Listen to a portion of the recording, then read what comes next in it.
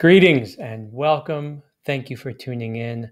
My name is Daniel Lazar, and it is my humble privilege and my pleasure to do my small part to contribute to the marketplace of ideas and to support you in your pursuit of understanding politics. Today's talk I'm calling Building and Sustaining Robust Liberal Democracies. It is, in effect, a two-part talk. During the first part, I'm going to be walking you through what democracy is exactly. I'm going to try to offer you a nuanced definition of democracy. I'm also going to give you a sense of some varieties of democracy. And after doing so, I'm going to spend the lion's share of this talk walking you through the thesis and the main arguments of two Harvard political scientists who co-authored a book called How Democracies Die. How Democracies Die is a splendid and challenging work that has really shifted the way I think about democracy and has challenged the way I think about comparative politics. So you have a lot to look forward to. So let's dive right in. All right.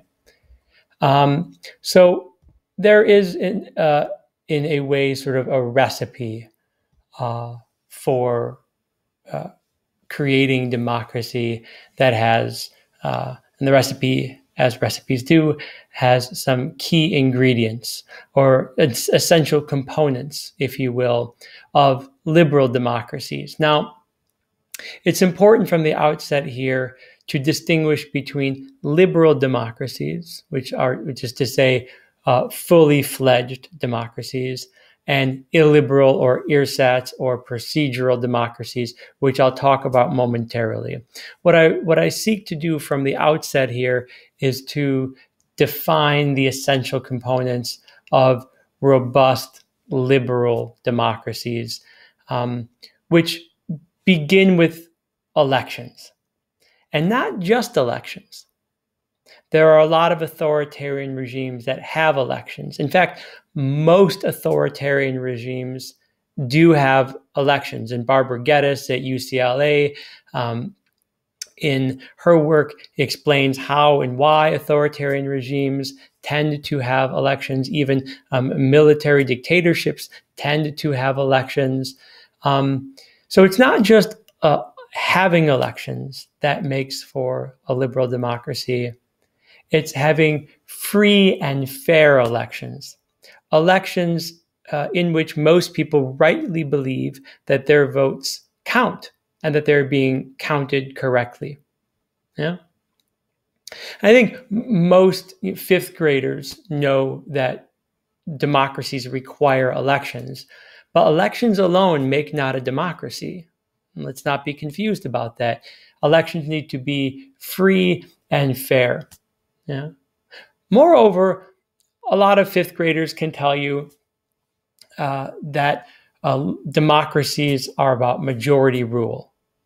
And while it's true that there is a majority rule component in democracies, there is what I would argue is an equally important component of democracy, which is to say minority rights.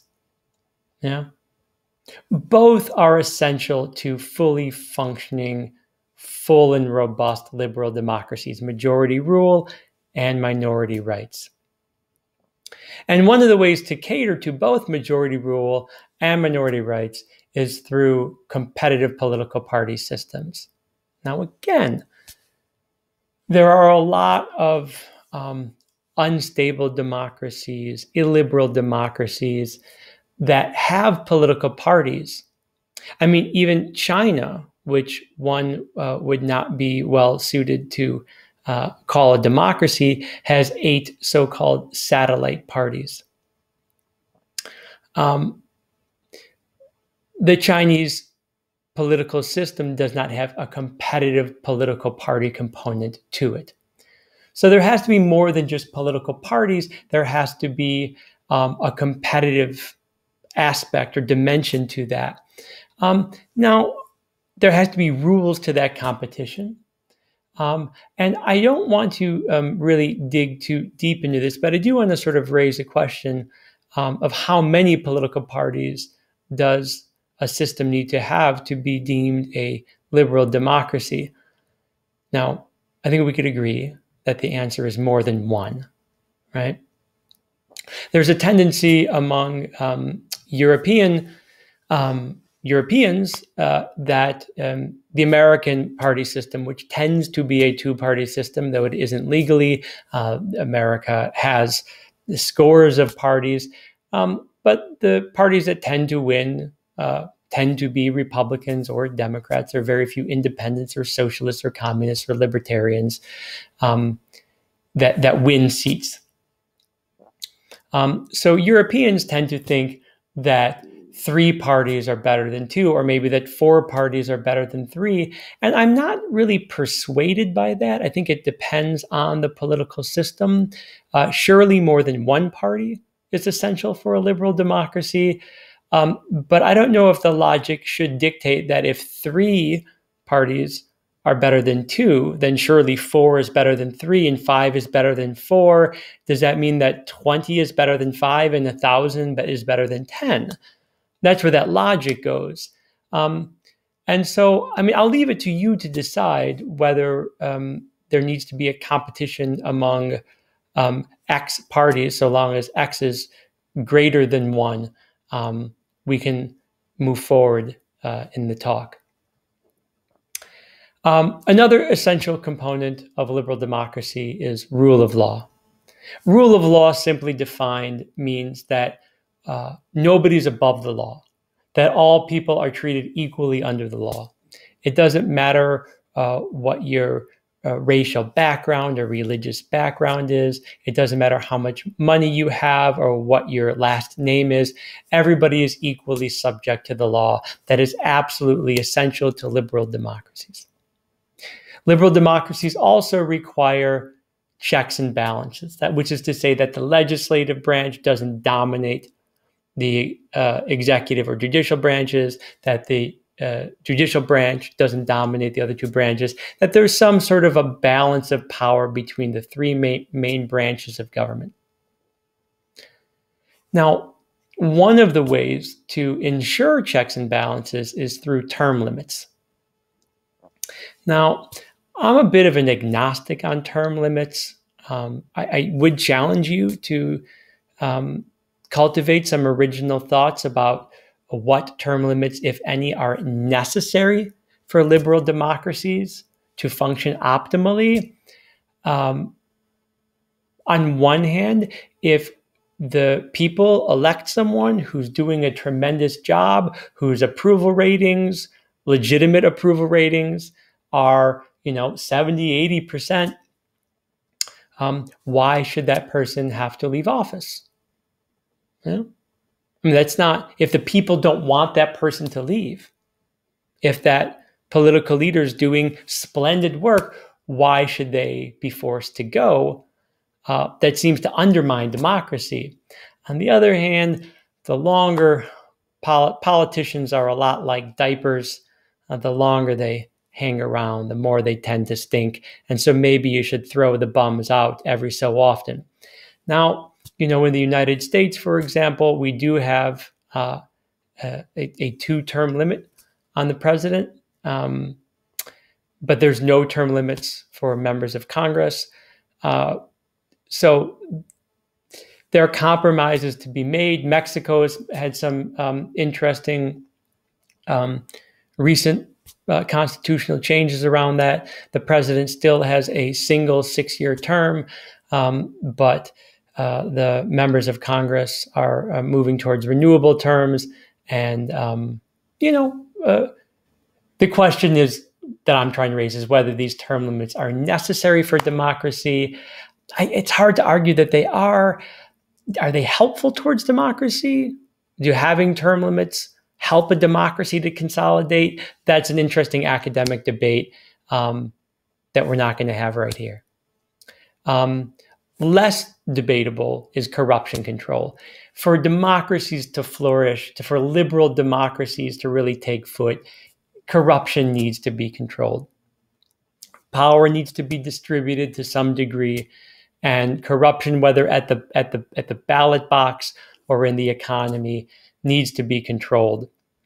And one of the primary ways to control corruption and to protect democracy is by having a degree of transparency. Now, there's no doubt that democracies require transparency, but there are some questions about the degree to which a government needs to be transparent in order to sustain robust liberal democracies. There's the right to know and there's the need to know. And sometimes those two jive well. And in other times, like in times of war or times of great duress, sometimes for democracies to survive, they need to become more opaque, which is to say less transparent. And so there's much to say about that. Another essential ingredient for democracy is private property protection. People need to feel safe that their investments, whether they be investments in stock market or in their investments in their home or their investment in a piece of art on the wall, you can't have a sustainable liberal democracy if the government decides that the piece of art on the wall that you bought fair and square would look better in a museum. Yeah.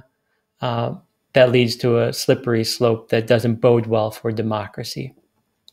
Yeah.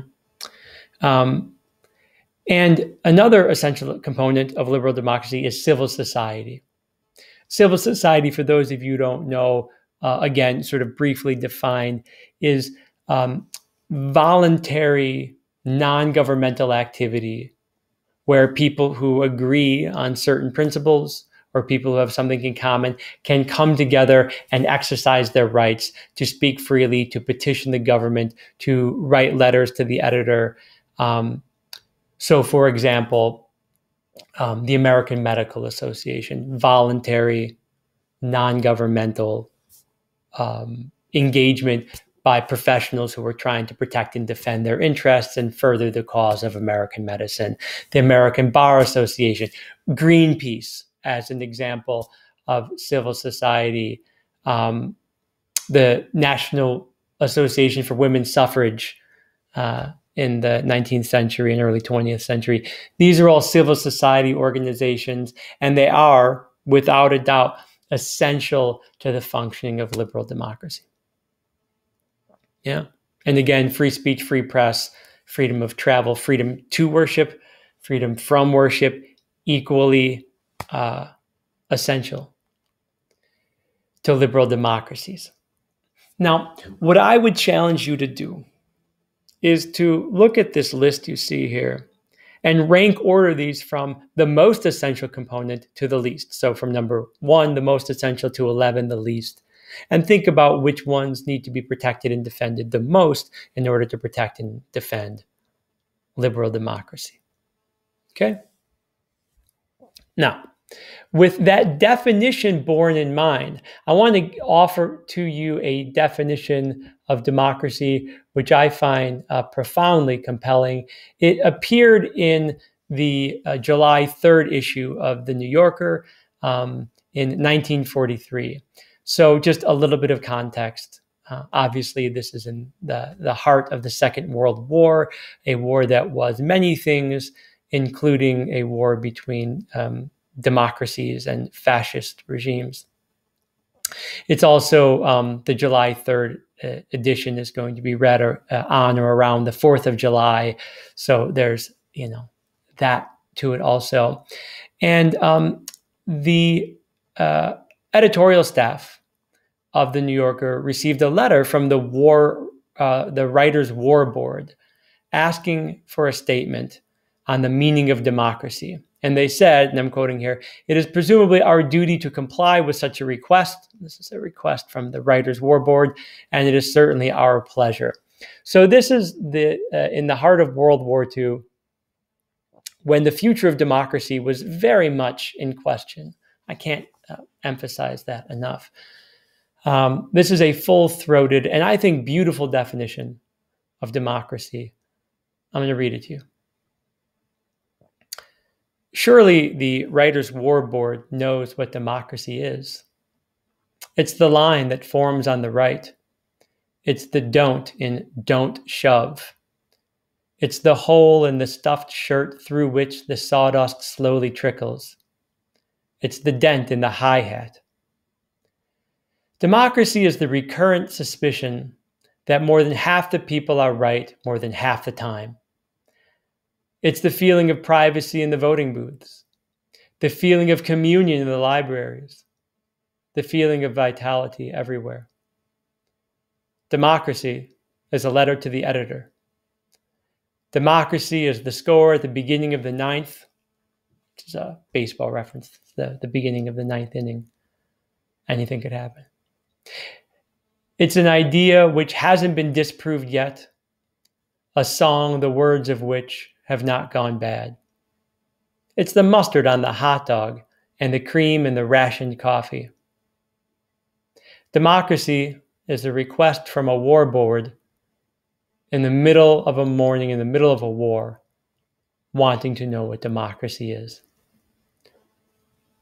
So I think it's profound and beautiful and inspiring. And I want to kind of put a pin in this definition of democracy. And after I complete my talk, I want to urge you to go back and really look at this quote as a symbol of a lot of the things I'll be talking about in this lecture.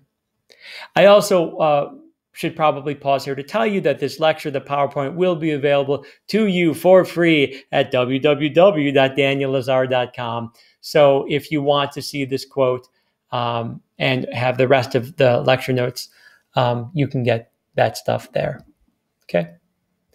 So I want to now differentiate for you between liberal democracies and illiberal democracies.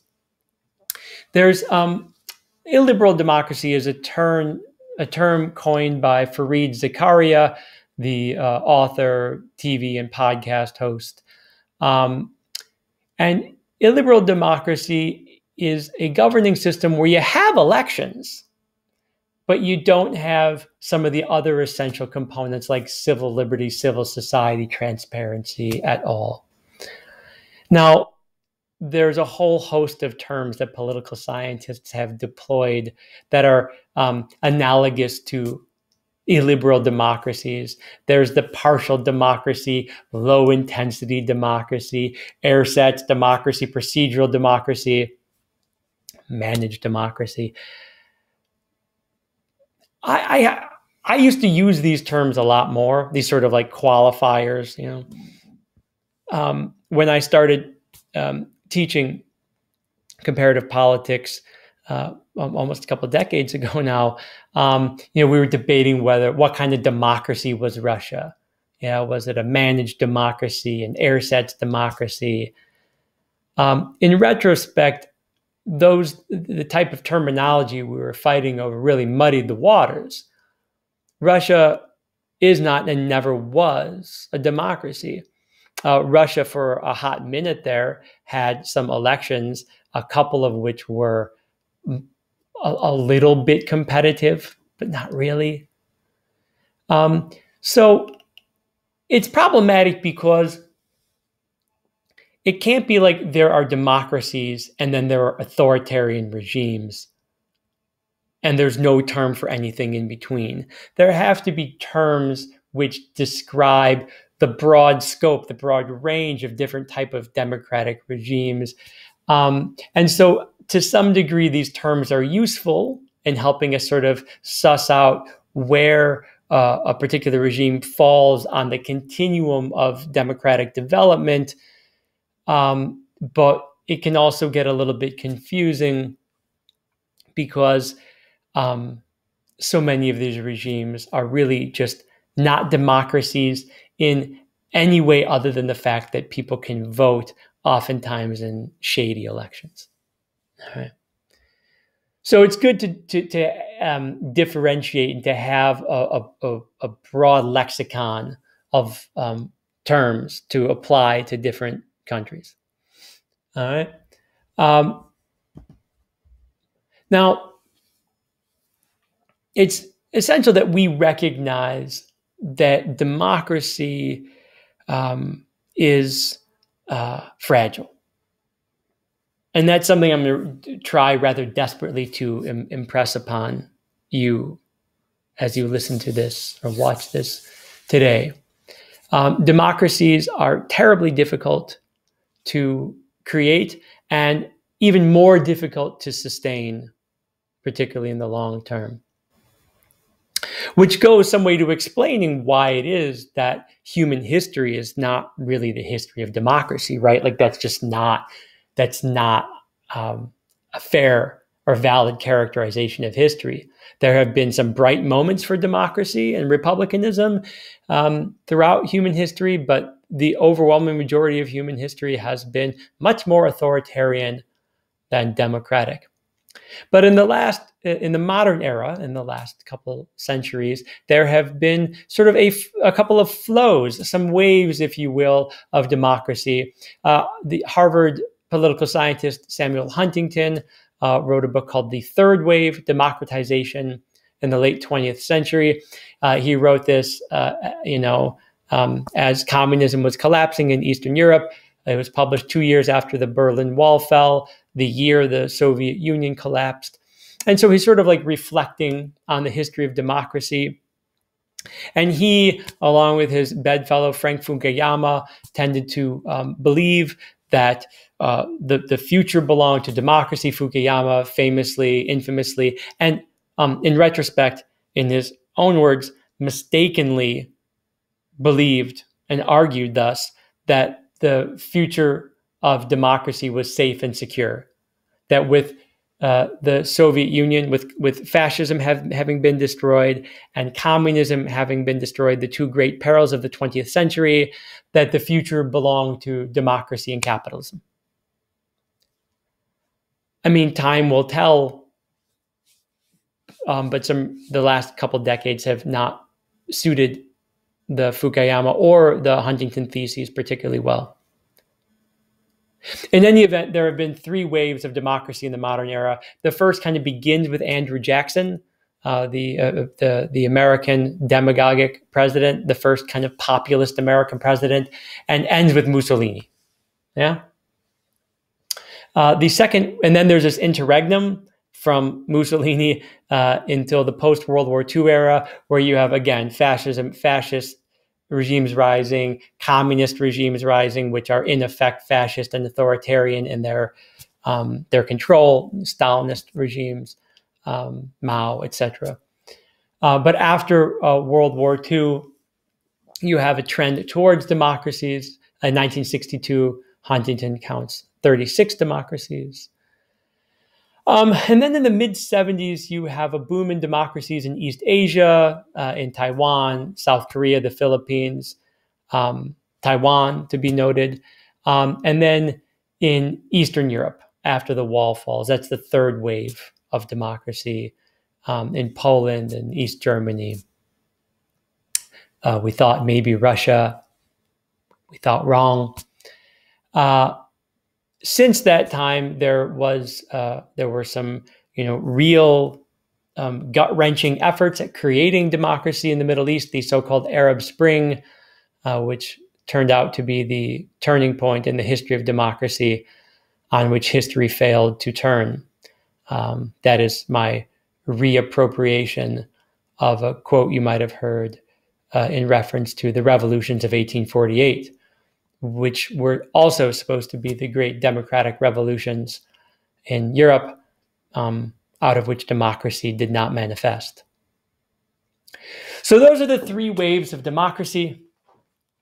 And since Huntington's work, really in the last 20 years, there have been three major challenges to democracy. The first of which is that you have some major global power players, most notably Russia and China, which are authoritarian and repressive, and they are rising as some of the more self-confident democracies are having internal crises. The United Kingdom and the United States, to name a few.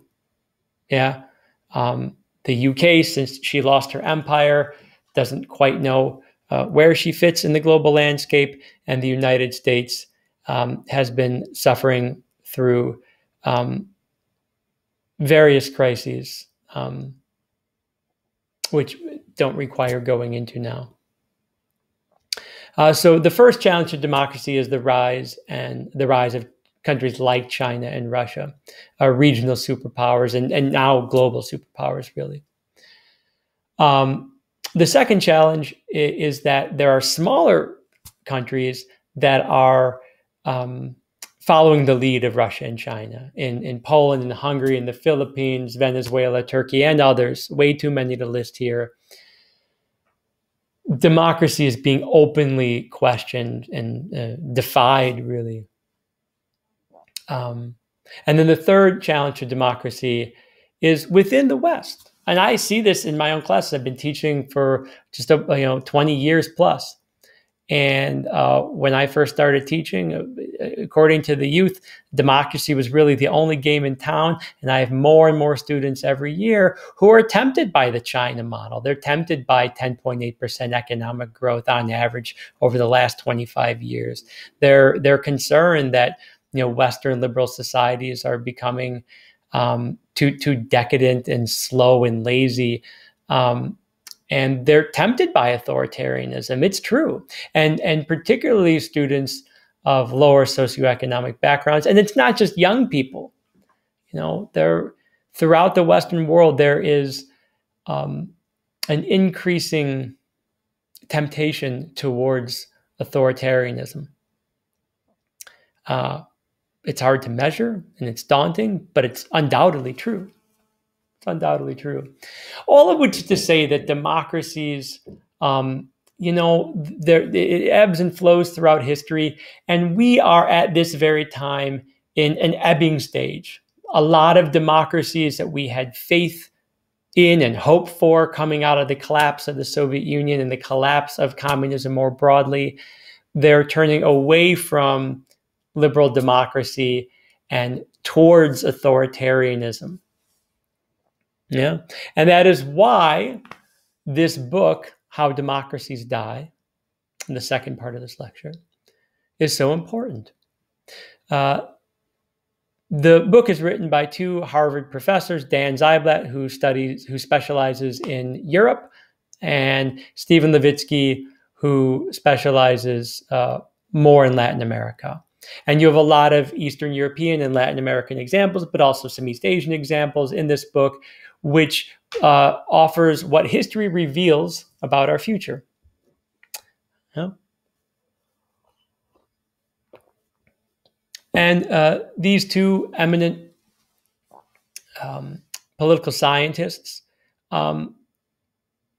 offer various autopsy reports on countries which were consolidated democracies or which were moving towards consolidating their democracy, and they show how democracies in those countries died. And they do so quite openly because their bias is clear. They are pro-democracy. They think that at the very least, democracy is better than the alternative.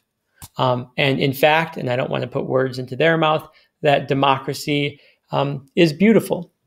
I don't know, by the way, that they would go so far as, for example, the Israeli political scientist Natan Sharansky, who believes that democracy is desirable and achievable for all people, that democracy is and should be the only game in town. They don't seem to make that argument. I don't know where they stand on that. But they certainly believe that democracy is good for most of us, and that we should be pursuing it, if again for no other reason, because it beats the alternative. So what I'm going to try to do here is to walk you through their main arguments, and I hope you find interest in it. Again, this book has really helped me to reframe my thinking about democracy. So I'm really indebted to these two authors. And I had the pleasure to get to know Daniel Ziblatt a little bit. He was at the American Academy in the 2019-2020 academic year. He came in and spoke to my class, and I had a chance to talk to him. And just to really a splendid guy and a remarkably clever professor. And I hope I can do their work a little bit of justice here. And I would urge you really to buy the book. I won't do it enough justice to preclude you or discourage you from buying the book. All right. By the way, they sold lots and lots of books. They don't need my help. Okay. So one of the places that they start in their assessment of how democracies die is, and I'm quoting here, there's no single moment, no coup, no declaration of martial law or suspension of the Constitution in which the regime obviously crosses the line into a dictatorship. Nothing may set off alarm bells. So that's like the most daunting part of all of this. Earlier revolutions, you take the French Revolution probably as the model. You have, which by the way, the French Revolution wasn't, a democratic revolution. It wasn't meant to be, but that's not exactly my point. You had this moment, right? You have Louis XIV and his family. You have the storming of the Bastille, and it all happens like that. And in that same way, you have the Berlin Wall falling and the authoritarian regimes just crumbling rather rapidly. Since the fall of the Berlin Wall, which is to say for the last 30 plus years, regimes, democratic regimes, have been challenged not by a single moment that we could all be like, whoa, we got to stop this. It's all happening now. So now we all have to put our collective action to protect and defend the democracy. It happens more slowly. Yeah.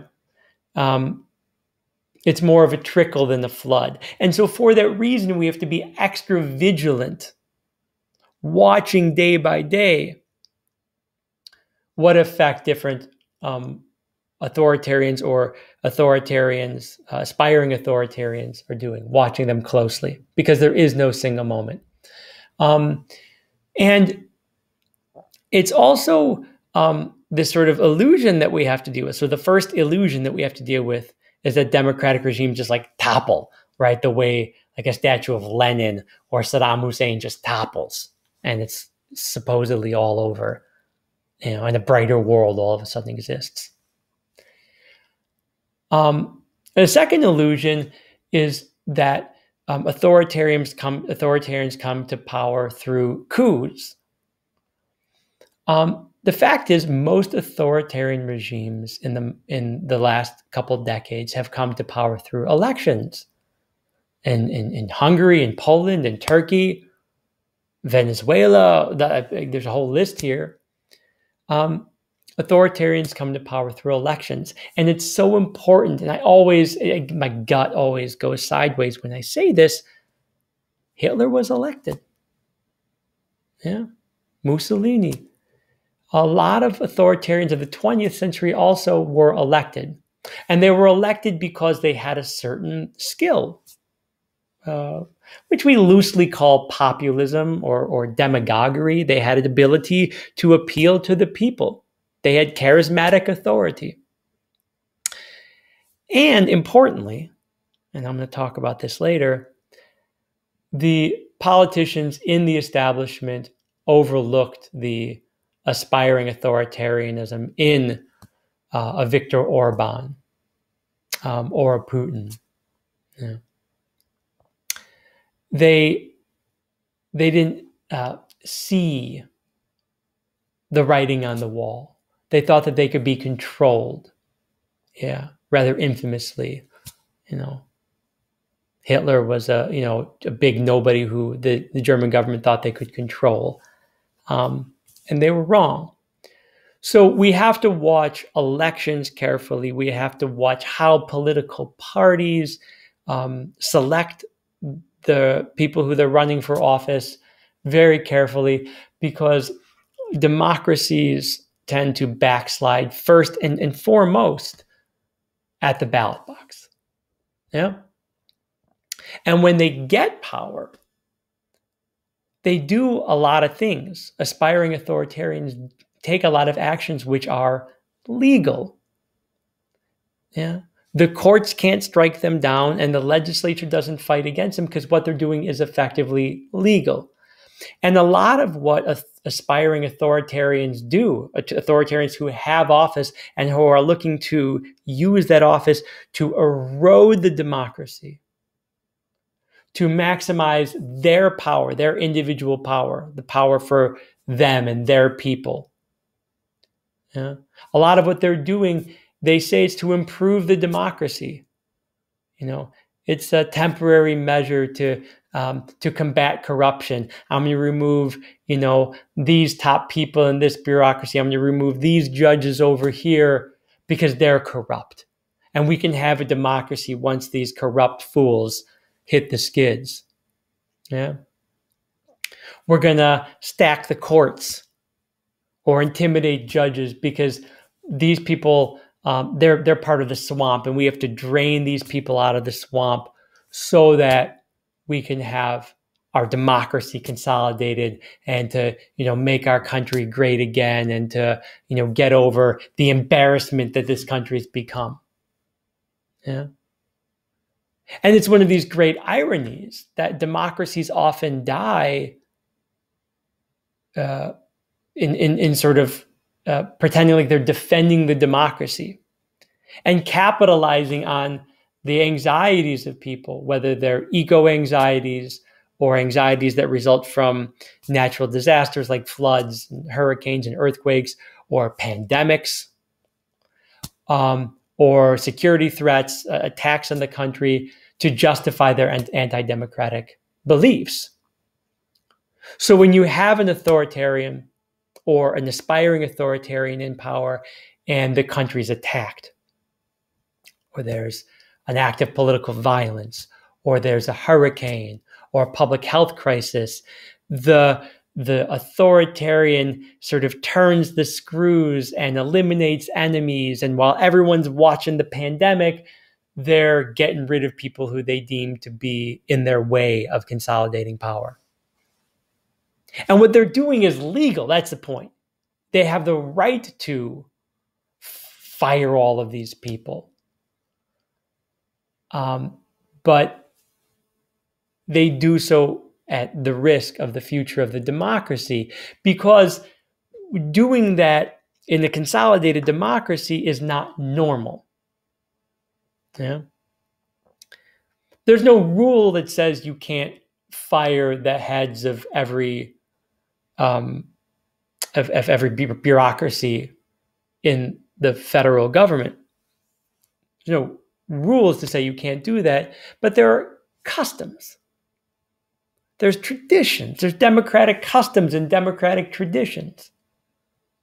So look, democracies have written rules. Most democracies, Britain being a strange exception, have a written constitution.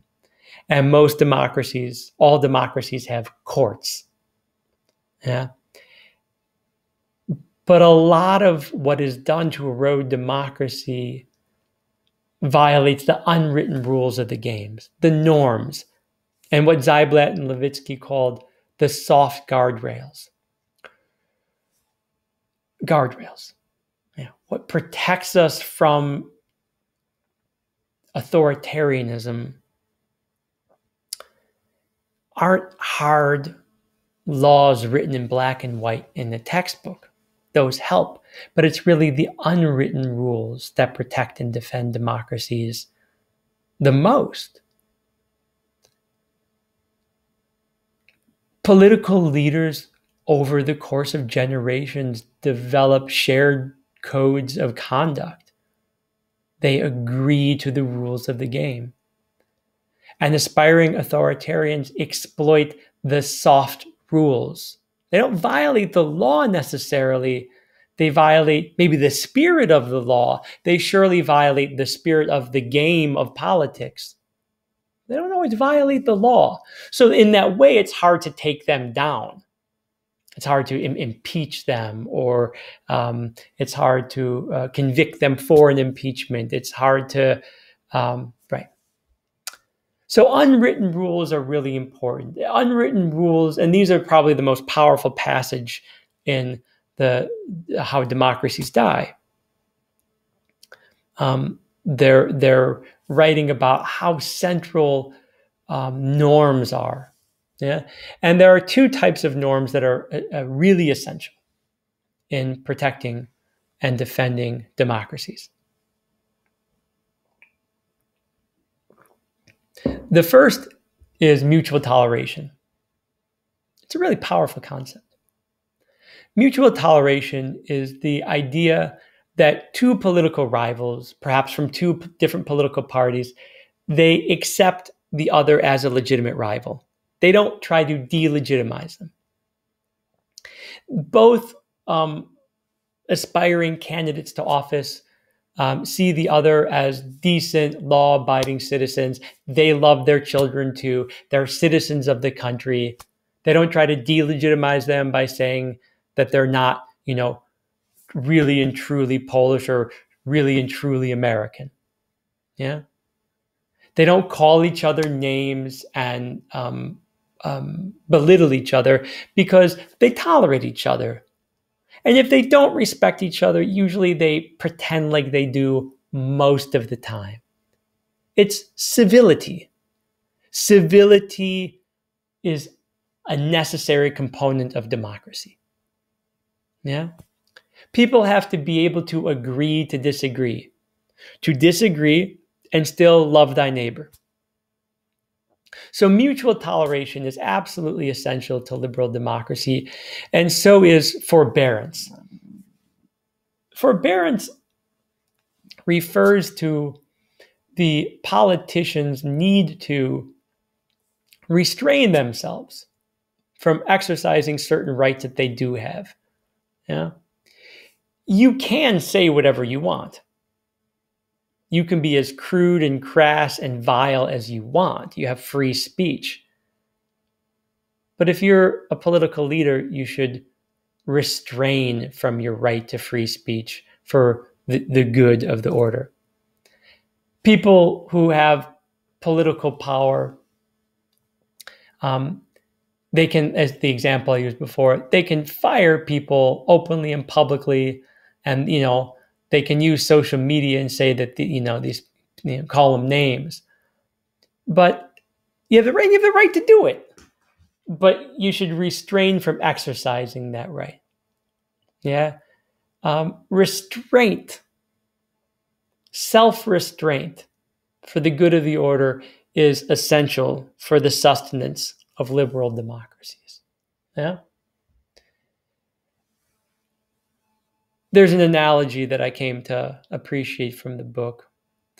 You think about democracy as like a pickup basketball game in the park. Yeah. Now let's assume that we want this game to go on, that, every Tuesday night or every night of the week for that matter, we want this game to go on. You want to know that any night of the week you could show up at this park and play ball. In order to keep this game going, a game where you're your own referees. Yeah, there's no referee at the park. You have to first, you don't antagonize the other players so much that they don't want to come back for more. You have to treat them with respect. Whether you think they're a dirty player, whether you think, they're a bad father, you treat them with respect on the court. Yeah. And then, secondly, you don't try to destroy the other player. You might hate them. You might have a long-standing rivalry. But when they go up in the air for a dunk or a layup, you don't cut their legs out from under them so they land on their heads. Because if you keep on doing that, if that becomes the norm, if that becomes allowed, because if you do it to that guy, someone's going to do it to you. Yeah? And then someone's going to do that to them. And then you end up in this downward spiral where no one wants to play the game anymore. It's no fun. It's dangerous. By the way, the best players definitely won't want to play the game. So politicians, pickup basketball players, yeah, it's competitive and you want to play hard. You want to win. Politics is about winning, but you have to do so with a degree of restraint, with forbearance. Yeah. By the way, and this isn't said in the book, but I do feel obliged to say it. If the basketball game at the park becomes too violent and it violates all the norms and the rules of the game, the best players won't want to play. They won't want to show up there. They're going to go find another game to play, another park to play at, because it's not worth it. And sometimes I'm afraid that the best people don't go into politics because they think it's dirty and ugly, and they don't want to be part of it, and they don't want to get run through the mud. They don't want to be part of an uncivil game. Yeah. By the way, in my teaching career alone, when I first started, I knew a lot of kids who were aspiring to get into politics or public policy. Very few of them, very few kids who are interested in a career in politics. And of course, that's just an anecdote. I don't know that I have data on that, but politics is becoming real ugly because politicians are defying the norms of forbearance and mutual toleration, and it's just a nasty looking game. It's hard to watch, frankly. By the way, I used to love reading about politics and watching politics. The same way friends of mine used to enjoy reading about and watching baseball. It's a long game, and there's a lot you can talk about. I was never a big sports fan, but I was a politics fan. I was a politics junkie. And over the last decade or so, I really don't enjoy it. It's sad. It's hard to look at. I think you know what I mean. Yeah. So then when the politicians defy the norms, a lot of people tune out. They don't want to watch anymore. And then you watch how that sort of plays out, and that's how democracies die. It's quite daunting, really. All right. So with that analogy in mind, I want to talk a little bit about the divisiveness in democratic cultures that are in decline. There's an interesting data point published in the book. So political scientists regularly poll the public. They're trying to get a sense of where they stand on political matters. And oftentimes, in one way or another, political scientists will ask the public how they would feel if their child married someone who identified with the opposing political party. Yeah. So if mom and dad are Republicans, how they would feel if their kid married a Democrat, or vice versa. In 1960, the year of John F. Kennedy's election, 4% of Democrats and 5% of Republicans said they would be displeased if their kid married someone of the opposite party. So like a negligible, so we call like hyperpartisanship, a negligible portion of the American electorate were hyperpartisan. Fast forward 50 years, 33% of Democrats and 49% of Republicans reported feeling somewhat or very unhappy at the prospect of inter-party marriage. So we're talking like an 8 or 10-fold increase in this metric.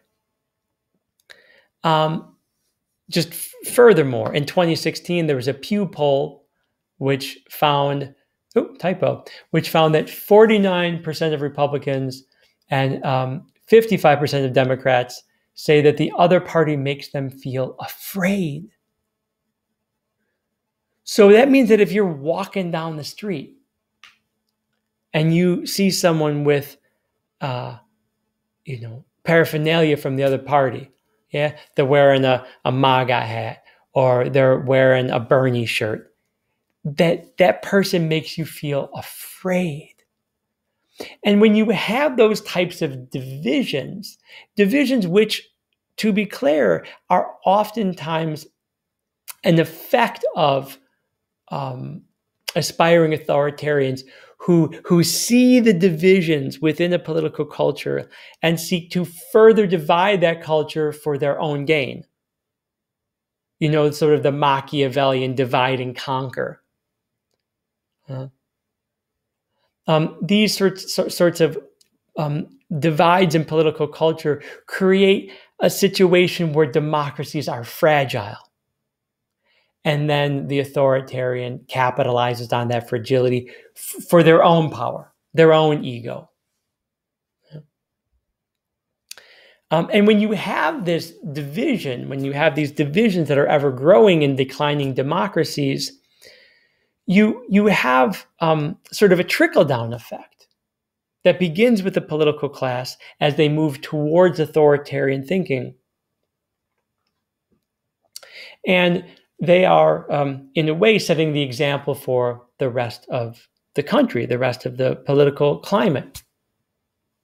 Daniel Patrick Moynihan, Pat Moynihan, the senator, he wrote about how when unwritten rules are violated over and over again, societies have a tendency to what he called define deviancy down.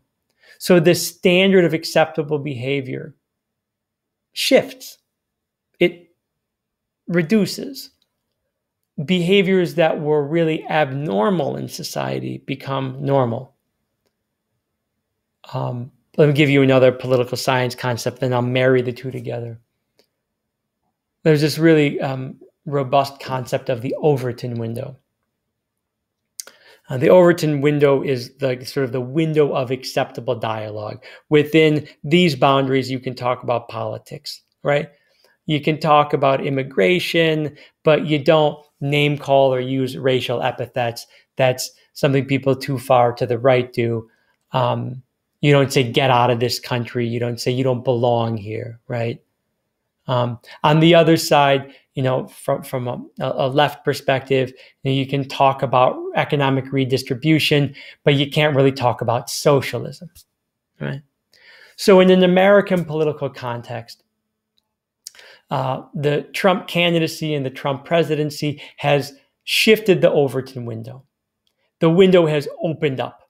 Yeah, it's opened up to the right because now you have people harassing foreign-born Americans, many of whom are American Americans, but were foreign-born. You have people chanting to build the wall. These are things that were not within the window of acceptable dialogue years ago. And on the left, you have a rise in democratic socialism, the far end of the progressive wing of the Democratic Party, where you couldn't really. When I was growing up, very few politicians. Bernie Sanders was probably the only politician who was really talking about socialism as a desirable thing openly. So what we're seeing in America, and this is true in other countries, and I'll get to that in a second, we're seeing an opening of the Overton window. The range of acceptable content and acceptable tone is broadening.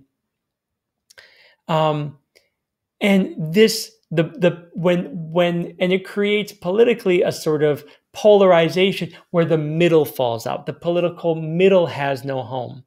By the way, you see this in Germany too, right? You see the AfD challenging the CDU. The CDU is trying to not get pulled too far to the right. So far, they're withstanding that. You're seeing it in the United Kingdom. Jeremy Corbyn, an avowed old school Bolshevik in his thinking, very open about that. And Boris Johnson as a sort of ethno-nationalist in his own regard. I'm not sure if he would be thrilled with that term, but he definitely dabbled with some ethno-nationalism in his support of the Brexit referendum. So British politics, polarized, and the middle fell out. And Johnson himself, though clever and very political savvy, has his own sort of demagogic tendencies. Let's put it that way. So, just to sum up this, rather profound set of ideas, when aspiring authoritarians engage in patterns of behavior in the political forum which open up the Overton window, it often has the effect of defining deviancy down, shifting the standard, and the norms fall apart. The political norms, reminding you that the norms are really, the soft guardrails are what protect our democracy, puts us in a rather precarious, if not dangerous situation. And what can happen in a situation like this is what Ziblatt and Levistsky refer to as collective abdication. When we have these crises, when the guardrails get destroyed, sometimes a leader will emerge who brazenly and openly threatens the democracy, but there's a belief that this authoritarian in waiting can be controlled. That, yeah, Hitler's, he's a little bit goofy, but when he walks into the Reichstag, he'll be humbled by the halls of power, and he can, he's a lion, but he can be tamed. Don't mind the blood on his fur. And, of course, Hitler's an easy example, but there are many, many other examples. The same is true of Orban. The same is true of Erdogan. And no, they're not Hitler's, but they have that same demagogic authoritarian tendency. And they have no, so far as I can tell, no respect or appreciation for democracy or the soft guardrails at all. The University of Wisconsin sociologist Ivan Ermakov calls this ideological collusion. It's a really kind of powerful term of art. It's this notion that when politicians who have positions of power decide that it's better to have that authoritarian inside the tent. Yeah. Better to have him inside the tent fighting the outsiders than have him outside of the tent fighting to get in. Then maybe we, the, party X, can hone the energies of this demagogue, that we can, in the process, get the people who would vote for this demagogue to vote for us because we're going to give this demagogue a platform. And it's this illusion that we can collude with someone who shows authoritarian tendencies and to prevent them still from using those tendencies in the political arena to hurt democracy. The collusion is, in fact, an illusion. Yeah.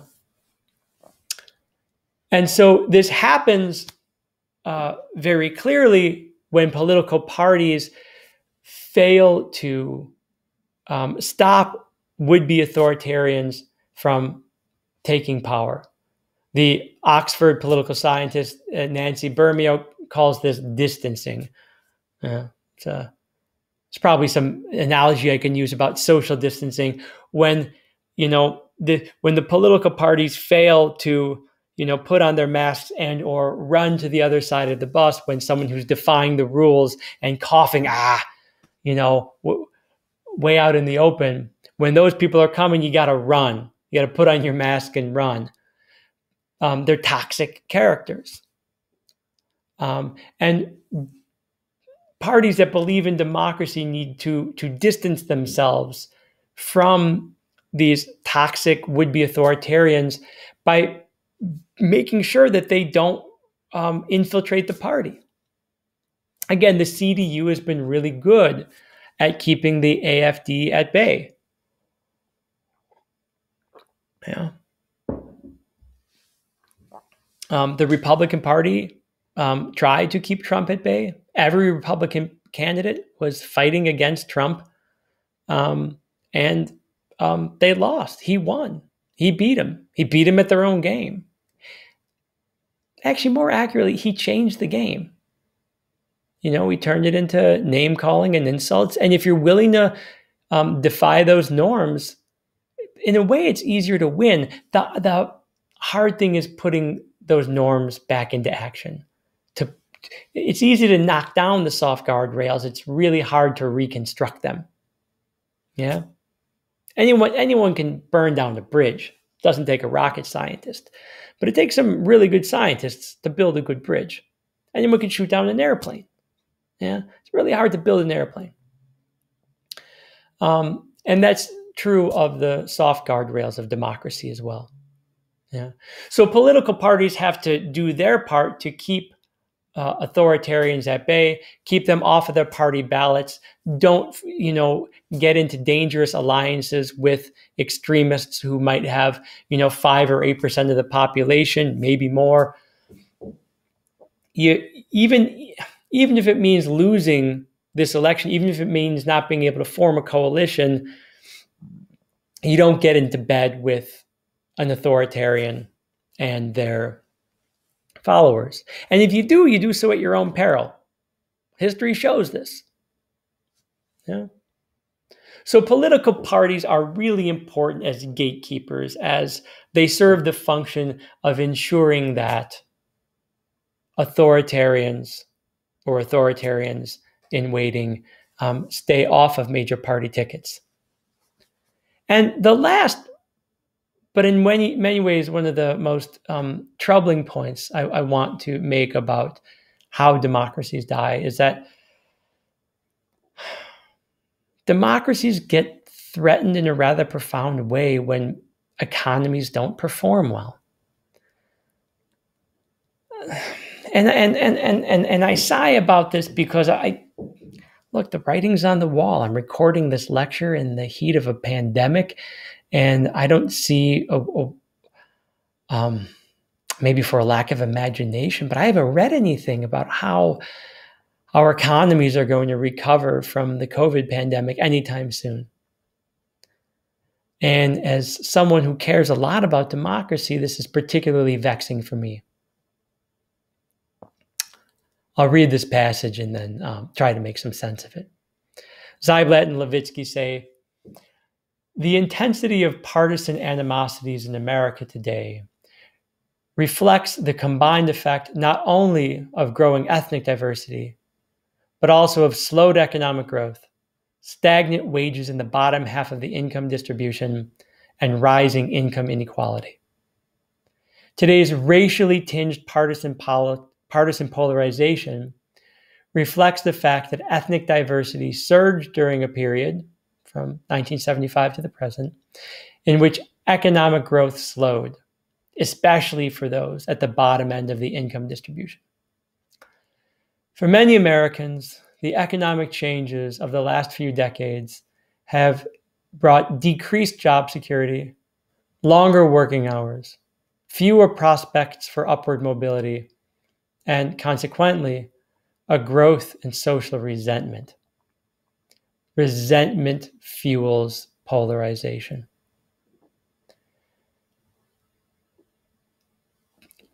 That passage is a lot to take in. And I am not going to pretend to offer solutions on this matter. To some degree, democracies, sustaining robust liberal democracies require those democracies to perform economically. And when relative deprivation grows, which is to say when the gap between the rich and the poor grows, substantially, people get really resentful. They get frustrated. Why does Jeff Bezos have this? Why does Bill Gates have this? Why does Warren Buffett have that? And even if they have, a decent middle-class life, and they're not really deprived, they feel what Ted Gurr, the political scientist Ted Gurr, calls relative deprivation. That fuels frustration. And it opens up a space for people to get angry and in some cases violent. And that frustration and the resentment and the anger and the prospect of violence creates a space for aspiring authoritarians to fill.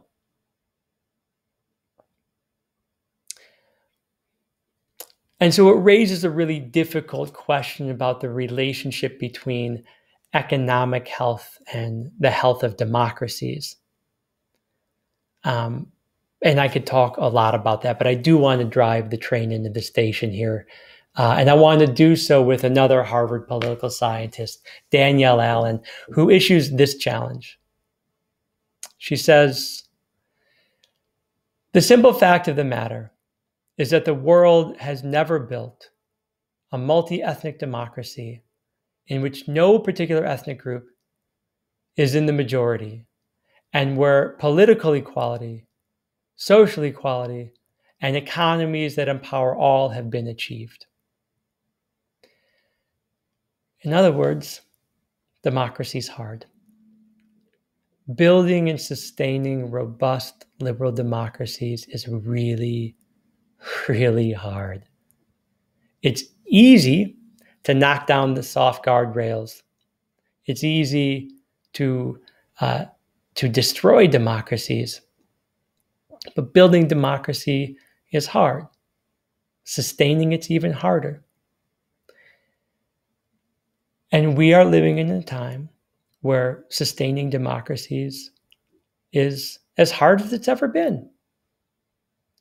Whether it's economic crises, environmental crises, public health crises, or the crisis of the mind, which is to say that more and more people are questioning the need for democracy. In this context, it behooves us all to reflect on all of the essential components of democracies. Really meditate on those. Because we're going to have to defend each and every one of them, just like the generations before us had to. And we're going to have to double down on our commitment to do so. I hope you're up for the fight. I hope you agree that democracy is worth defending. Thank you for sharing your time with me. I hope you found interest in this, and I hope to see you soon. Bye.